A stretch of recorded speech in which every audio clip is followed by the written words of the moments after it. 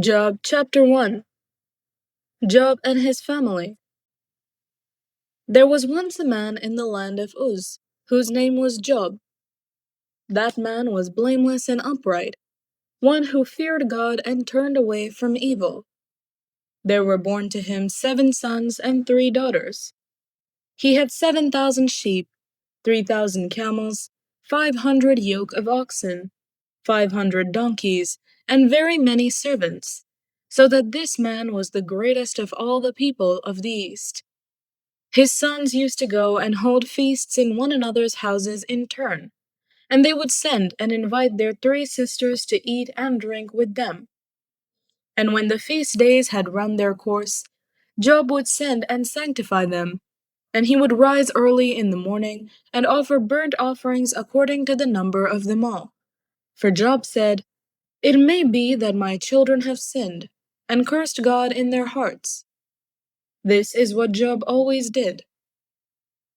Attack on Job's character. One day, the heavenly beings came to present themselves before the Lord, and Satan also came among them. The Lord said to Satan, "Where have you come from?" Satan answered the Lord, "From going to and fro on the earth, and walking up and down on it." The Lord said to Satan, "Have you considered my servant Job? There is no one like him on earth, a blameless and upright man who fears God and turns away from evil." Then Satan answered the Lord, "Does Job fear God for nothing? Have you not put a fence around him and his house and all that he has, on every side? You have blessed the work of his hands, and his possessions have increased in the land. But stretch out your hand now, and touch all that he has, and he will curse you to your face." The Lord said to Satan, "Very well, all that he has is in your power. Only do not stretch out your hand against him." So Satan went out from the presence of the Lord. Job loses property and children. One day, when his sons and daughters were eating and drinking wine in the eldest brother's house, a messenger came to Job and said, "The oxen were plowing, and the donkeys were feeding beside them, and the Sabaeans fell on them and carried them off, and killed the servants with the edge of the sword. I alone have escaped to tell you." While he was still speaking, another came and said, "The fire of God fell from heaven and burned up the sheep and the servants, and consumed them. I alone have escaped to tell you." While he was still speaking, another came and said, "The Chaldeans formed 3 columns, made a raid on the camels and carried them off, and killed the servants with the edge of the sword. I alone have escaped to tell you."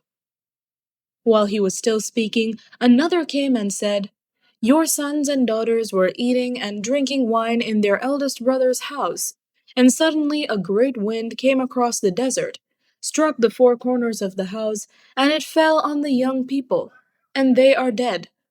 I alone have escaped to tell you." Then Job arose, tore his robe, shaved his head, and fell on the ground and worshipped. He said, "Naked I came from my mother's womb, and naked shall I return there. The Lord gave, and the Lord has taken away. Blessed be the name of the Lord." In all this, Job did not sin or charge God with wrongdoing. Job chapter 2. Attack on Job's health. One day, the heavenly beings came to present themselves before the Lord, and Satan also came among them to present himself before the Lord. The Lord said to Satan, "Where have you come from?" Satan answered the Lord, "From going to and fro on the earth, and from walking up and down on it." The Lord said to Satan, "Have you considered my servant Job? There is no one like him on the earth, a blameless and upright man who fears God and turns away from evil. He still persists in his integrity, although you incited me against him, to destroy him for no reason." Then Satan answered the Lord, "Skin for skin. All that people have they will give to save their lives. But stretch out your hand now and touch his bone and his flesh, and he will curse you to your face. The Lord said to Satan, Very well, he is in your power. Only spare his life. So Satan went out from the presence of the Lord and inflicted loathsome sores on Job from the sole of his foot to the crown of his head. Job took a potsherd with which to scrape himself, and sat among the ashes. Then his wife said to him, Do you still persist in your integrity? Curse God, and die. But he said to her, You speak as any foolish woman would speak. Shall we receive the good at the hand of God, and not receive the bad? In all this, Job did not sin with his lips. Job's three friends. Now when Job's three friends heard of all these troubles that had come upon him, each of them set out from his home. Eliphaz the Temanite, Bildad the Shuhite, and Zophar the Naamathite. They met together to go and console and comfort him. When they saw him from a distance, they did not recognize him, and they raised their voices and wept aloud. They tore their robes and threw dust in the air upon their heads. They sat with him on the ground 7 days and 7 nights, and no one spoke a word to him, for they saw that his suffering was very great. Job chapter 3. Job curses the day he was born. After this, Job opened his mouth and cursed the day of his birth. Job said, Let the day perish in which I was born, and the night that said, A man-child is conceived. Let that day be darkness. May God above not seek it, or light shine on it. Let gloom and deep darkness claim it. Let clouds settle upon it.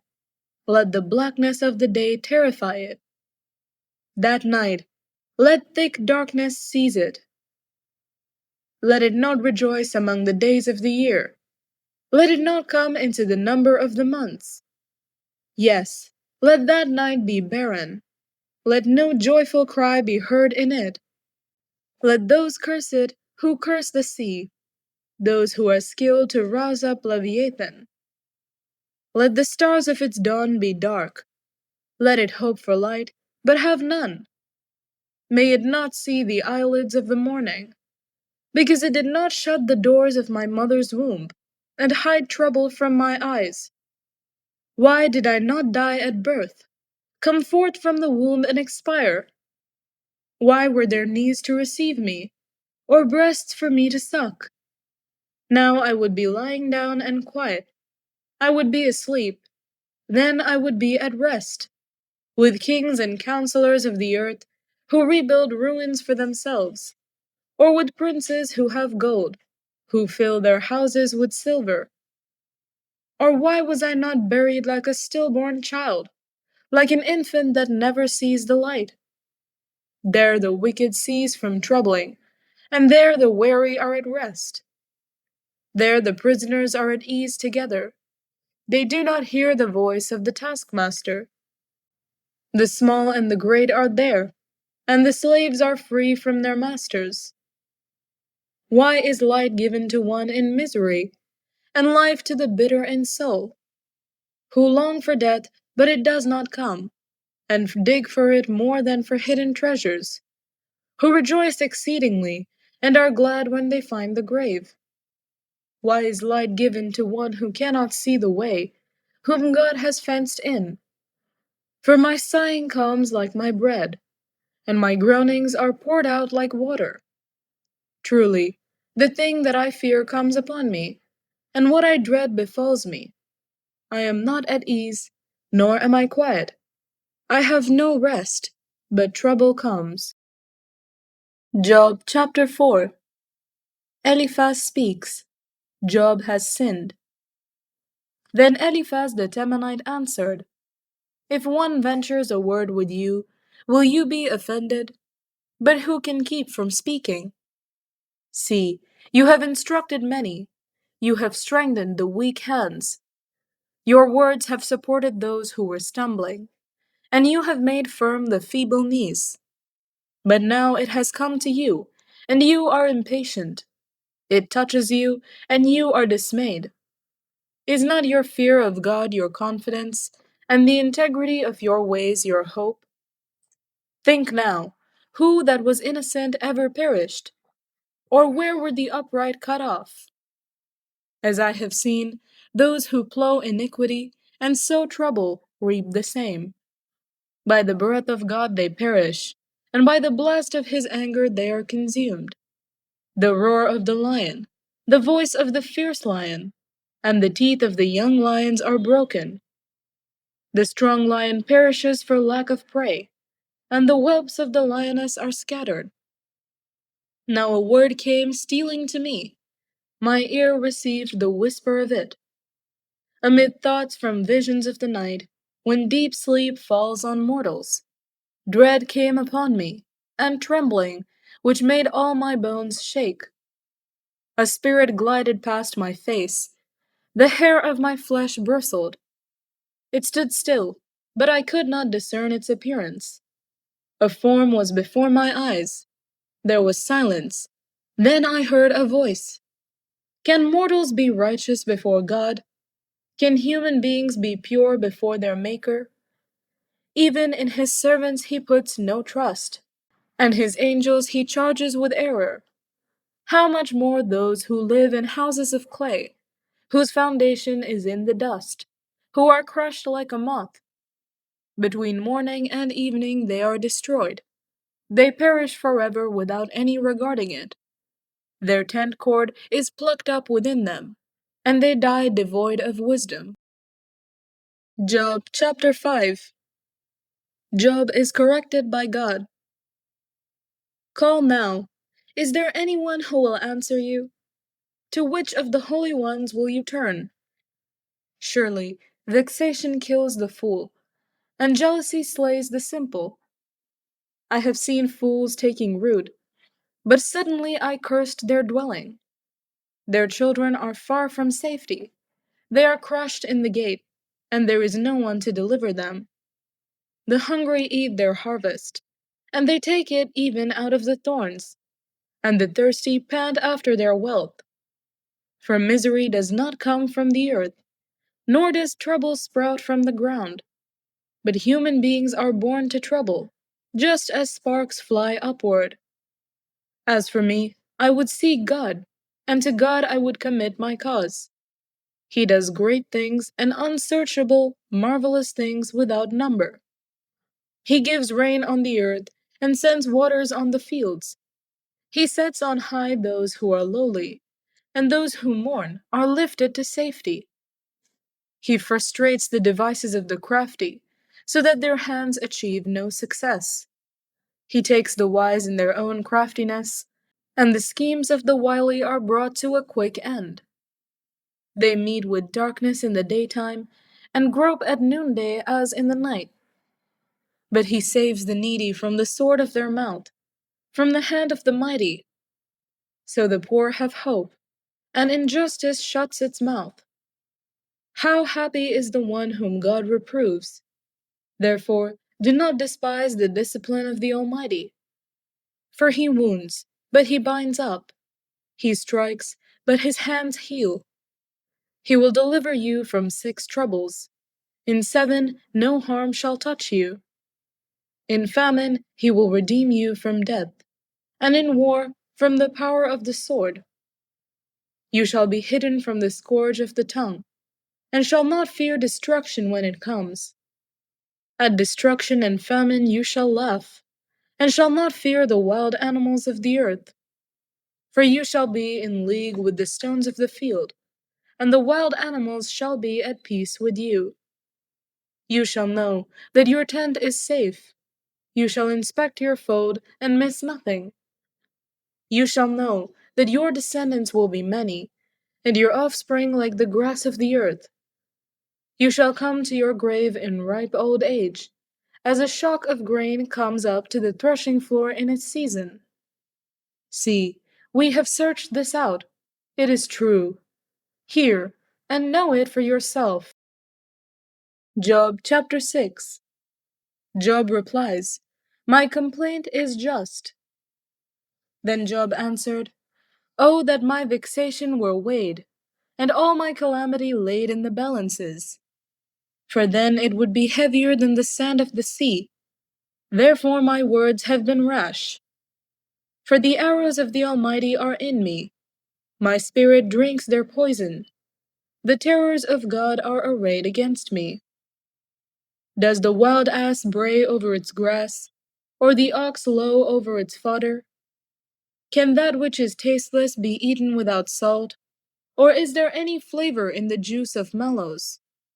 My appetite refuses to touch them. They are like food that is loathsome to me. Oh, that I might have my request, and that God would grant my desire, that it would please God to crush me, that he would let loose his hand and cut me off. This would be my consolation. I would even exult in unrelenting pain, for I have not denied the words of the Holy One. What is my strength, that I should wait? And what is my end, that I should be patient? Is my strength the strength of stones, or is my flesh bronze? In truth, I have no help in me, and any resource is driven from me. Those who withhold kindness from a friend forsake the fear of the Almighty. My companions are treacherous like a torrent bed, like freshets that pass away, that run dark with ice, turbid with melting snow. In time of heat, they disappear. When it is hot, they vanish from their place. The caravans turn aside from their course. They go up into the waste, and perish. The caravans of Tema look. The travelers of Sheba hope. They are disappointed because they were confident. They come there and are confounded. Such you have now become to me. You see my calamity, and are afraid. Have I said, make me a gift? Or, from your wealth, offer a bribe for me? Or, save me from an opponent's hand? Or, ransom me from the hand of oppressors? Teach me, and I will be silent. Make me understand how I have gone wrong. How forceful are honest words! But your reproof, what does it reprove? Do you think that you can reprove words as if the speech of the desperate were wind? You would even cast lots over the orphan, and bargain over your friend. But now be pleased to look at me, for I will not lie to your face. Turn, I pray, let no wrong be done. Turn now, my vindication is at stake. Is there any wrong on my tongue? Cannot my taste discern calamity? Job chapter 7. Job, my suffering is without end. Do not human beings have a hard service on earth, and are not their days like the days of a laborer? Like a slave who longs for the shadow, and like laborers who look for their wages. So I am allotted months of emptiness, and nights of misery are apportioned to me. When I lie down, I say, when shall I rise? But the night is long, and I am full of tossing until dawn. My flesh is clothed with worms and dirt. My skin hardens, then breaks out again. My days are swifter than a weaver's shuttle, and come to their end without hope. Remember that my life is a breath. My eye will never again see good. The eye that beholds me will see me no more. While your eyes are upon me, I shall be gone. As the cloud fades and vanishes, so those who go down to Sheol do not come up. They return no more to their houses, nor do their places know them any more. Therefore I will not restrain my mouth. I will speak in the anguish of my spirit. I will complain in the bitterness of my soul. Am I the sea, or the dragon, that you set a guard over me?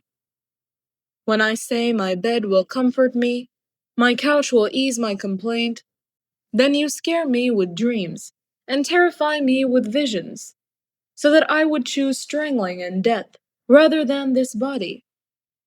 I loathe my life. I would not live forever. Let me alone. For my days are a breath. What are human beings, that you make so much of them, that you set your mind on them? Visit them every morning, test them every moment. Will you not look away from me for a while? Let me alone until I swallow my spittle. If I sin, what do I do to you, you watcher of humanity? Why have you made me your target? Why have I become a burden to you? Why do you not pardon my transgression and take away my iniquity? For now I shall lie in the earth. You will seek me, but I shall not be. Job chapter 8. Bildad speaks. Job should repent. Then Bildad the Shuhite answered, How long will you say these things, and the words of your mouth be a great wind? Does God pervert justice, or does the Almighty pervert the right? If your children sinned against him, he delivered them into the power of their transgression. If you will seek God and make supplication to the Almighty, if you are pure and upright, surely then he will rouse himself for you and restore you to your rightful place. Though your beginning was small, your latter days will be very great. For inquire now of bygone generations, and consider what their ancestors have found. For we are but of yesterday, and we know nothing, for our days on earth are but a shadow. Will they not teach you and tell you, and utter words out of their understanding? Can papyrus grow where there is no marsh? Can reeds flourish where there is no water? While yet in flower and not cut down, they wither before any other plant. Such are the paths of all who forget God. The hope of the godless shall perish. Their confidence is gossamer, a spider's house their trust. If one leans against its house, it will not stand. If one lays hold of it, it will not endure.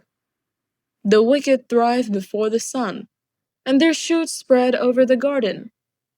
Their roots twine around the stone heap. They live among the rocks. If they are destroyed from their place, then it will deny them, saying, I have never seen you. See, these are their happy ways, and out of the earth still others will spring. See, God will not reject a blameless person, nor take the hand of evildoers. He will yet fill your mouth with laughter, and your lips with shouts of joy. Those who hate you will be clothed with shame, and the tent of the wicked will be no more. Job chapter 9. Job replies, There is no mediator. Then Job answered, Indeed I know that this is so. But how can a mortal be just before God? If one wished to contend with him, one could not answer him once in 1,000. He is wise in heart, and mighty in strength. Who has resisted him and succeeded?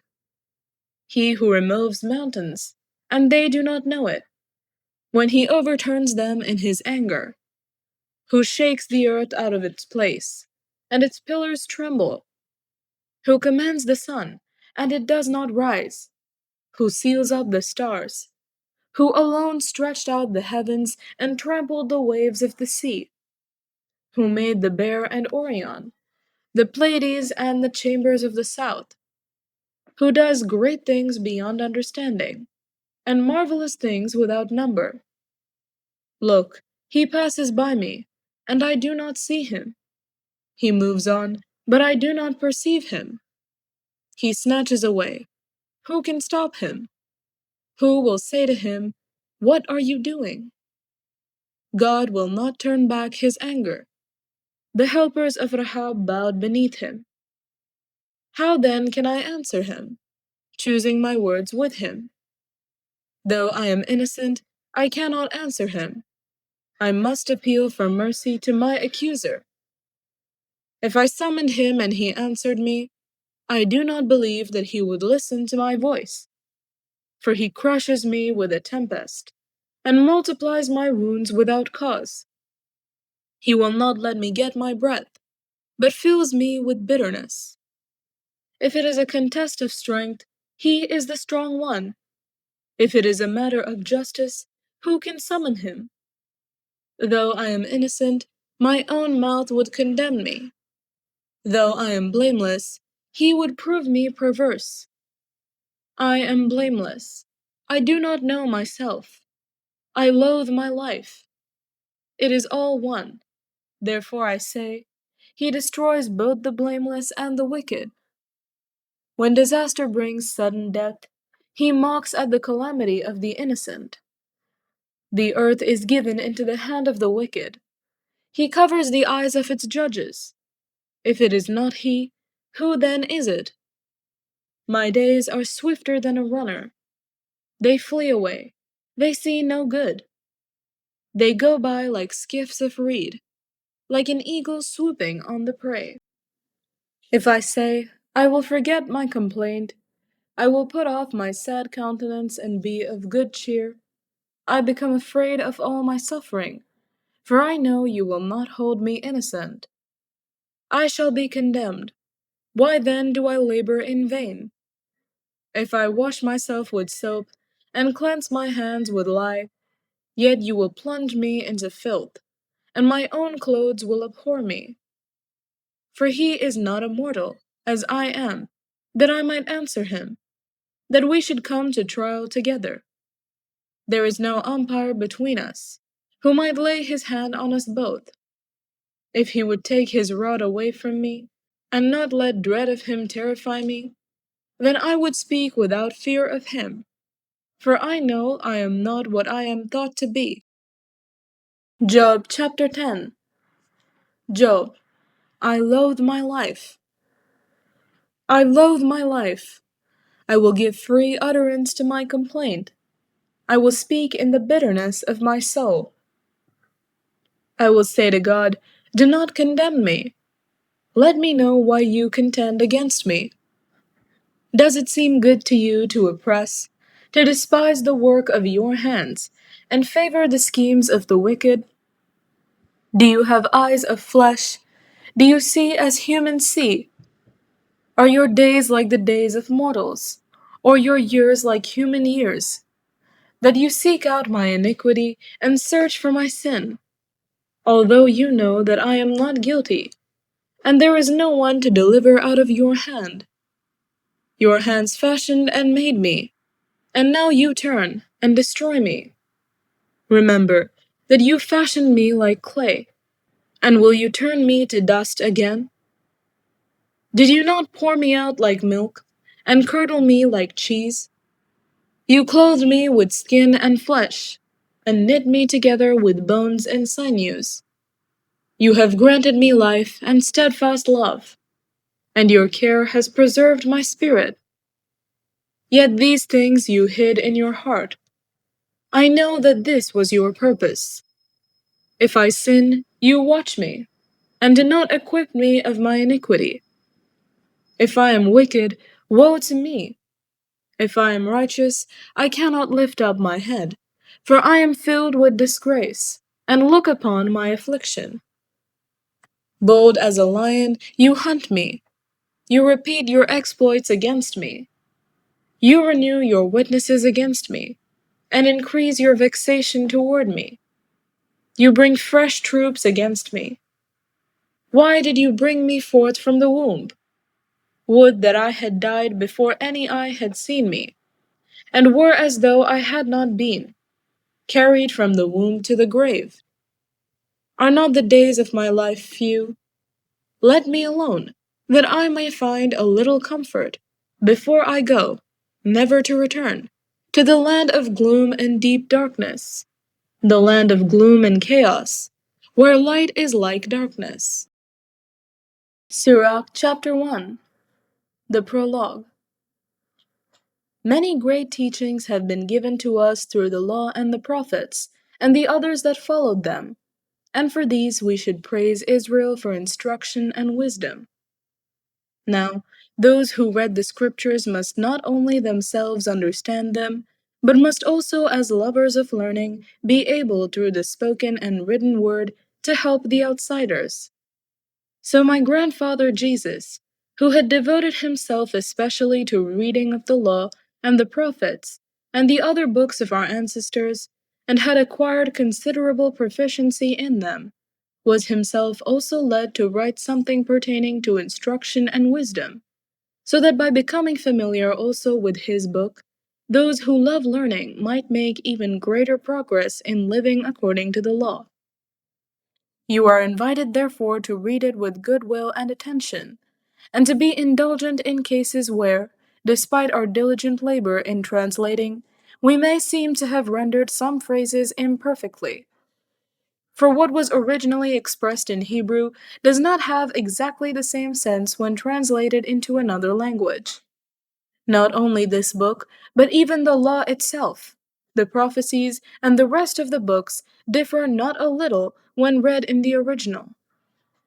When I came to Egypt in the 38th year of the reign of Euergetes, and stayed for some time, I found opportunity for no little instruction.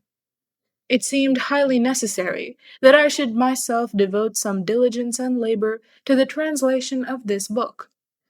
During that time, I have applied my skill day and night to complete and publish the book for those living abroad who wish to gain learning and are disposed to live according to the law.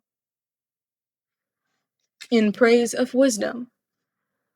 All wisdom is from the Lord, and with him it remains forever. The sand of the sea, the drops of rain, and the days of eternity, who can count them? The height of heaven, the breadth of the earth, the abyss, and wisdom, who can search them out? Wisdom was created before all things, and prudent understanding from eternity. The root of wisdom, to whom has it been revealed? Her subtleties, who knows them? There is but one who is wise, greatly to be feared, seated upon his throne, the Lord. It is he who created her.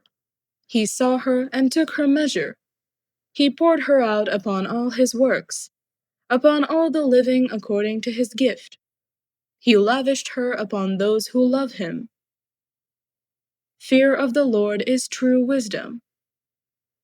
The fear of the Lord is glory and exaltation, and gladness, and a crown of rejoicing.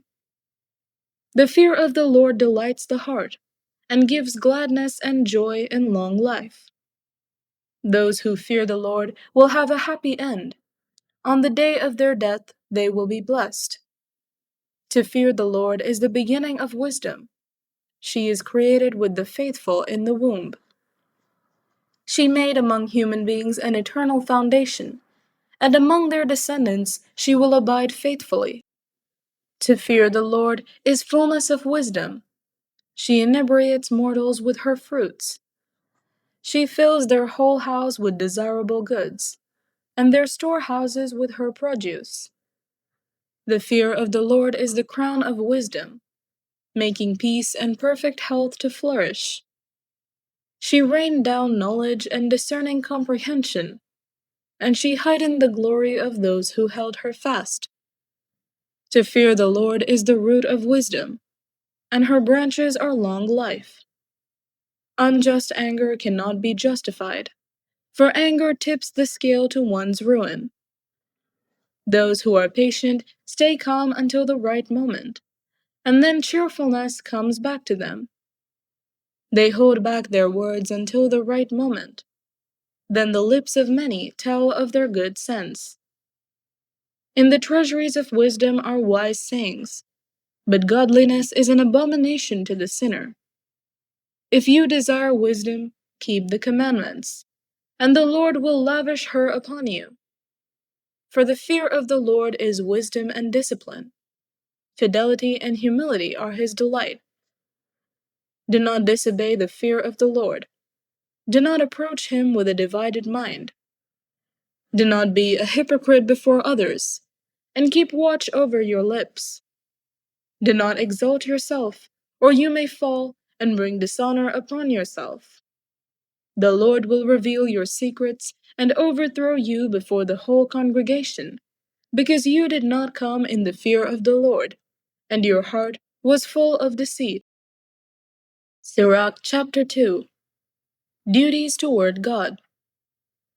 My child, when you come to serve the Lord, prepare yourself for testing. Set your heart right and be steadfast, and do not be impetuous in time of calamity. Cling to him and do not depart, so that your last days may be prosperous. Accept whatever befalls you, and in times of humiliation be patient. For gold is tested in fire, and those found acceptable in the furnace of humiliation. Trust in him, and he will help you. Make your way straight, and hope in him. You who fear the Lord, wait for his mercy. Do not stray, or else you may fall. You who fear the Lord, trust in him, and your reward will not be lost. You who fear the Lord, hope for good things, for lasting joy and mercy. Consider the generations of old and see. Has anyone trusted in the Lord and been disappointed? Or has anyone persevered in the fear of the Lord and been forsaken? Or has anyone called upon him and been neglected? For the Lord is compassionate and merciful. He forgives sins and saves in time of distress. Woe to timid hearts and to slack hands, and to the sinner who walks a double path. Woe to the faint-hearted who have no trust, therefore they will have no shelter. Woe to you who have lost your nerve. What will you do when the Lord's reckoning comes? Those who fear the Lord do not disobey his words, and those who love him keep his ways. Those who fear the Lord seek to please him, and those who love him are filled with his law. Those who fear the Lord prepare their hearts, and humble themselves before him. Let us fall into the hand of the Lord, but not into the hands of mortals. For equal to his majesty is his mercy, and equal to his name are his works. 1 Corinthians chapter 11. Be imitators of me, as I am of Christ. Head coverings. I commend you because you remember me in everything and maintain the traditions just as I handed them on to you. But I want you to understand that Christ is the head of every man, and the husband is the head of his wife, and God is the head of Christ. Any man who prays or prophesies with something on his head disgraces his head, but any woman who prays or prophesies with her head unveiled disgraces her head. It is one and the same thing as having her head shaved. For if a woman will not veil herself, then she should cut off her hair. But if it is disgraceful for a woman to have her hair cut off or to be shaved, she should wear a veil. For a man ought not to have his head veiled, since he is the image and reflection of God. But woman is the reflection of man. Indeed, man was not made from woman, but woman from man. Neither was man created for the sake of woman, but woman for the sake of man. For this reason, a woman ought to have a symbol of authority on her head, because of the angels. Nevertheless, in the Lord, woman is not independent of man, or man independent of woman. For just as woman came from man, so man comes through woman. But all things come from God. Judge for yourselves. Is it proper for a woman to pray to God with her head unveiled? Does not nature itself teach you that if a man wears long hair, it is degrading to him, but if a woman has long hair, it is her glory? For her hair is given to her for a covering. But if anyone is disposed to be contentious, we have no such custom, nor do the churches of God. Abuses at the Lord's Supper. Now in the following instructions I do not commend you, because when you come together it is not for the better, but for the worse. For, to begin with, when you come together as a church, I hear that there are divisions among you, and to some extent I believe it. Indeed, there have to be factions among you, for only so will it become clear who among you are genuine. When you come together, it is not really to eat the Lord's Supper. For when the time comes to eat, each of you goes ahead with your own supper, and one goes hungry and another becomes drunk. What? Do you not have homes to eat and drink in? Or do you show contempt for the church of God and humiliate those who have nothing?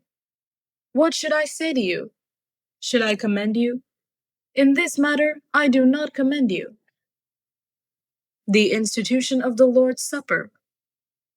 For I received from the Lord what I also handed on to you, that the Lord Jesus, on the night when he was betrayed, took a loaf of bread, and when he had given thanks, he broke it and said, "This is my body, that is for you. Do this in remembrance of me." In the same way he took the cup also, after supper, saying, "This cup is the new covenant in my blood. Do this, as often as you drink it, in remembrance of me. For as often as you eat this bread and drink this cup, you proclaim the Lord's death until he comes." Partaking of the supper unworthily. Whoever therefore eats the bread or drinks the cup of the Lord in an unworthy manner will be answerable for the body and blood of the Lord. Examine yourselves, and only then eat of the bread and drink of the cup. For all who eat and drink without discerning the body, eat and drink judgment against themselves. For this reason, many of you are weak and ill, and some have died. But if we judge ourselves, we would not be judged. But when we are judged by the Lord, we are disciplined, so that we may not be condemned along with the world. So then, my brothers and sisters, when you come together to eat, wait for one another. If you are hungry, eat at home, so that when you come together, it will not be for your condemnation. About the other things, I will give instructions when I come. 1 Corinthians chapter 12. Spiritual gifts. Now concerning spiritual gifts, brothers and sisters, I do not want you to be uninformed. You know that when you were pagans, you were enticed and led astray to idols that could not speak. Therefore, I want you to understand that no one speaking by the Spirit of God ever says, "Let Jesus be cursed," and no one can say, "Jesus is Lord," except by the Holy Spirit. Now there are varieties of gifts, but the same Spirit. And there are varieties of services, but the same Lord. And there are varieties of activities, but it is the same God who activates all of them in everyone.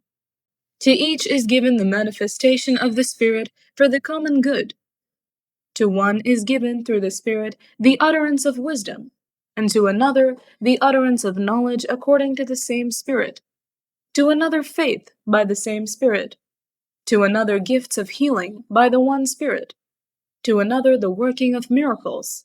To another prophecy. To another the discernment of spirits. To another various kinds of tongues. To another the interpretation of tongues. All these are activated by one and the same Spirit, who allots to each one individually, just as the Spirit chooses. One body with many members. For just as the body is one and has many members, and all the members of the body, though many, are one body, so it is with Christ. For in the one Spirit we were all baptized into one body, Jews or Greeks, slaves or free, and we were all made to drink of one Spirit. Indeed, the body does not consist of one member, but of many. If the foot would say, "Because I am not a hand, I do not belong to the body," that would not make it any less a part of the body. And if the ear would say, "Because I am not an eye, I do not belong to the body," that would not make it any less a part of the body. If the whole body were an eye, where would the hearing be? If the whole body were hearing, where would the sense of smell be?